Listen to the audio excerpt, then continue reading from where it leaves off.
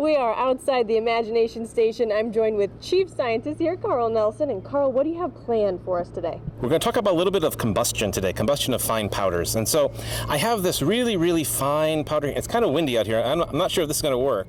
Nope. Oh, maybe. I'm going to get this fine powder on that table, and we're going to ignite it with this torch. Oh, okay. Sort of see what happens here.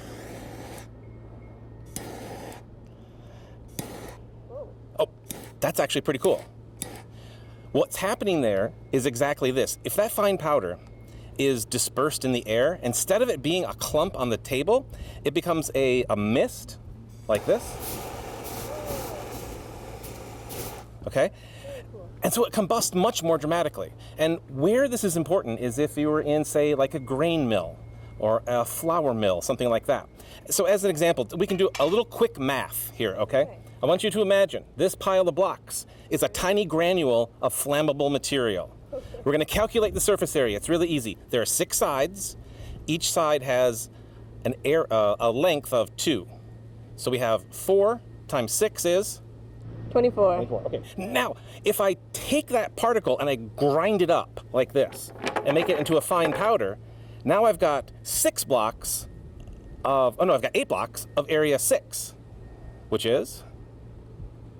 48. 48. Okay, so you get a greater surface area, and why is that important? I've got a little demo here with these paint cans. Inside your paint can, go ahead and take the lid off. There is, and we'll tilt this to the camera here, there's a tiny little funnel in there connected to the hose next to that squirt bottle. And if you give it just a tiny squeeze, okay, we can generate a mist of really combustible powder inside a closed area. And so in order to do that, I've got some sparklers here. So here's what I'm going to do. I'm going to add more powder because you squirted some out. I'm going to add some powder. Now we're going to add an ignition source inside. We're going to light this sparkler up. I'm going to drop it inside. Then we're going to put the lid on and seal it up. Oh boy, okay. At that point, you're going to squeeze the bottle. But don't do it yet. Okay? So we're combining the 3 things you need for combustion, fuel, flame, and oxygen, inside this container. Don't squeeze yet. I'm going to put the lid on and very carefully seal it up. I feel like I need to back away, like this is an explosion. Hard squeeze. Woo! Whoa! So, and it's the sparkler's still going, and that's why we use a sparkler. If you use like a candle or something, it'll just get blown out. But feel the can, feel it. What is it? Ooh, it's hot. It's hot. When that combustion took place inside, all the air inside that can started to expand because it heated up, and that's what drives the lid off the top. Should we try that again and see? Let's do it again, I think. I've got another one set up here.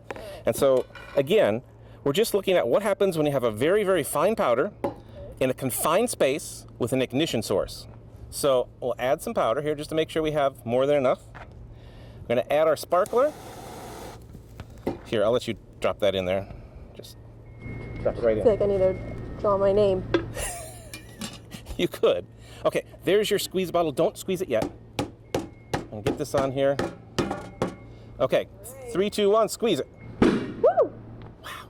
And that goes like 10, 12 feet in the air. It's a tremendous amount of pressure that builds up inside, all because of that combustion. And if you were in a grain factory, a flour mill, you would be very scrupulous about keeping things very, very clean so you don't have that fine powder. Any sort of spark, flame, something like that could really cause a dramatic explosion inside. Yeah, we don't want that. But very cool. That's fun. So, learning something. So we're not open quite yet, but we do have cool science activities on our website. This is one of the combustion demonstrations that we would do inside the building on a regular basis, talking about fire extinguishers and things like that.